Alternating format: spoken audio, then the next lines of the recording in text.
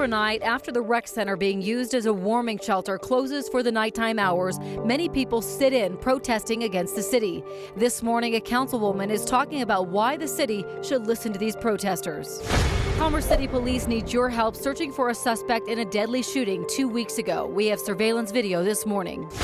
And the rising rate of inflation is impacting farmers, causing them to have to pay more to make their own food. We'll explain the domino effect just ahead on 9 News Morning.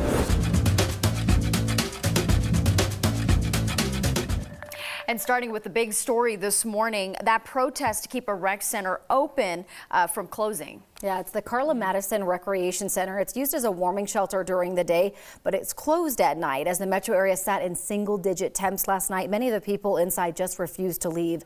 9 News reporter Darius Johnson is following this for us this morning. And Darius, protesters say the city just needs to do more. Yeah, you know, there were dozens last night who participated in a protest and at a sit-in, and they say that the city has a current contract to have these emergency pop-up shelters in frigid temperatures just like we've been experiencing over the last few days. Protesters say the city has had it all year long, but they've never used it. As for the city, they posted an update on their website March 8th saying, quote, Denver Parks and Recreation is activating all rec centers as warming shelters during regular business hours. Our shelters are able to accommodate hundreds more people, and we will reevaluate that each morning to determine if the shelter expansion is needed.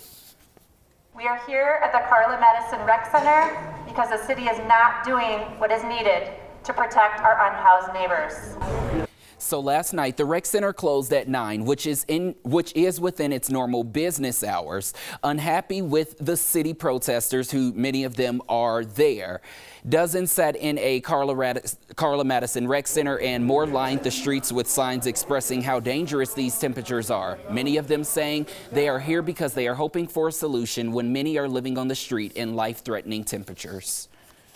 I hope the rest of the city understands what we're dealing with. Nobody should be dying on our streets or losing limbs on a cold night like this, especially when we have an influx of resources coming from the federal government right now.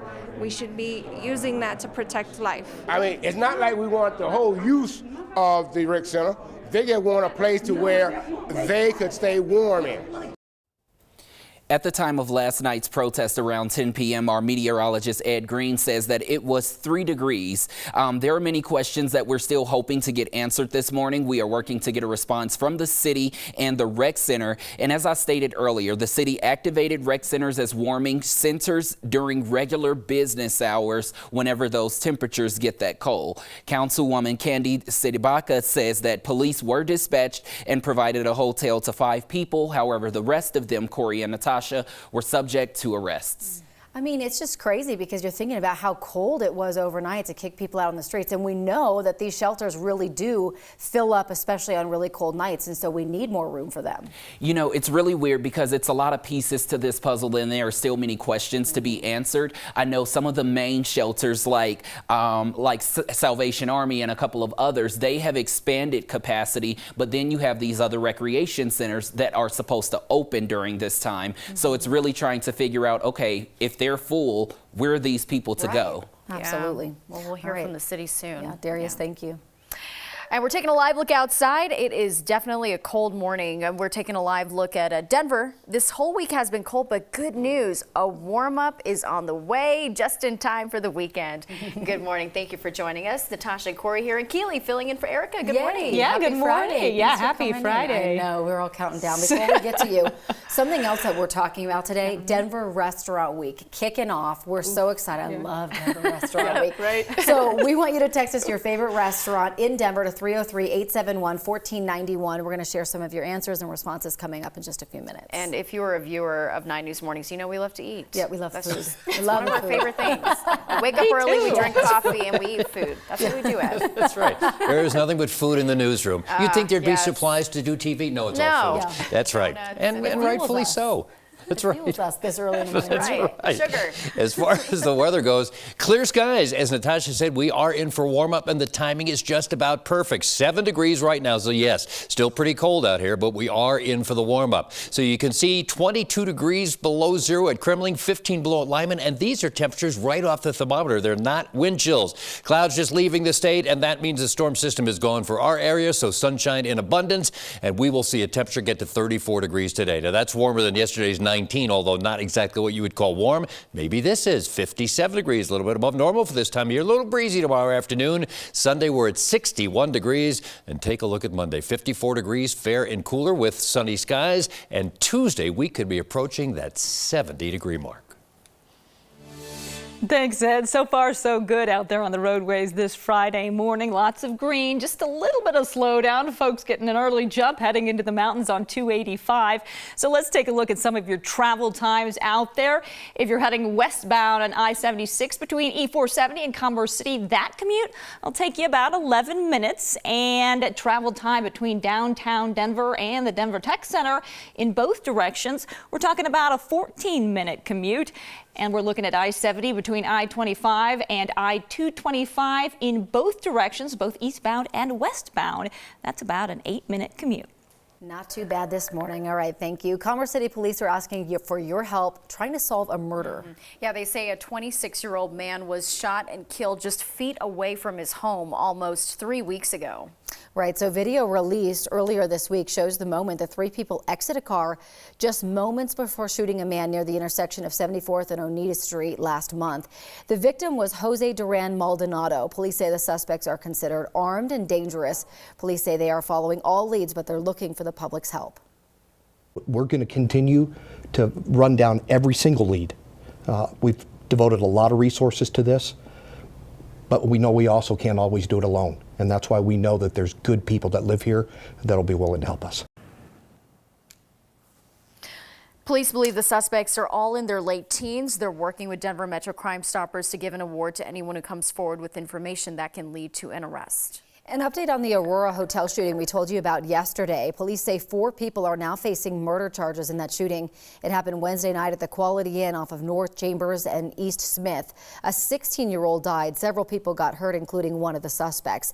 The suspect that got hurt is Rafael Martinez. He is 18 years old. The rest of the suspects are all under 18. Mesa County's Republican clerk Tina Peters has bonded out of jail with orders to not leave the state without permission. She and her deputy clerk, Belinda Nicely, are facing charges. Now, Nicely also bonded out of jail. They're accused of working together to copy hard drives of county election machines, part of an unsuccessful attempt to find proof of a rigged election. Peters and Nicely were in court yesterday, and they're ordered not to contact each other. Peters was also ordered to surrender her passport and has to get permission from the court to leave Colorado. Both are due back in court in May. Inflation is still getting higher. The consumer price index is up nearly 8% in the last year. Gas prices were one of the biggest factors. They're up over 6.5% across the board. More people are also applying for unemployment. There were more than 225,000 new claims in February. Inflation is impacting farmers as well. 9 News reporter Mark Salinger takes us to the Eastern Plains, where farmers are having to spend a lot to produce nearly everything. Great-grandpa moved out here in 1919, so this is 103 years this year. Colorado's Eastern Plains have long been home for Luton Farms. The thing I like most about farming is I like to see that there was something done every day. But farming is getting harder and more expensive. A combine in the 70s was $70,000. Right now, you're not going to get one for $400,000. Justin Luton is the vice president of the Colorado Wheat Growers Association.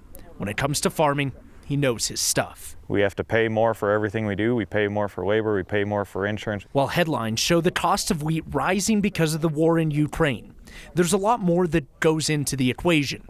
The price for gas is also just part of it. It's not just that you took a 50-cent increase on gasoline prices or diesel prices. That's happened in every portion of the supply chain all the way through. As recently as a year ago, farmers like Justin could make a gross income of about 5 cents for every loaf of bread sold with their product. Now it's up to 13 cents per loaf. But all the other rising costs means farmers aren't seeing bigger profits. If we can get away with just doubling our expenses, we're going to be very fortunate. Double the expenses at Luton Farms from this year compared to last. Everything stacks on top of something else, and it's not just one thing on top of another. It's exponential. Supply chain issues, inflation, gas prices, and even a war all play a role in how much the bread costs at the store. In Keensburg, I'm Mark Salinger, 9 News.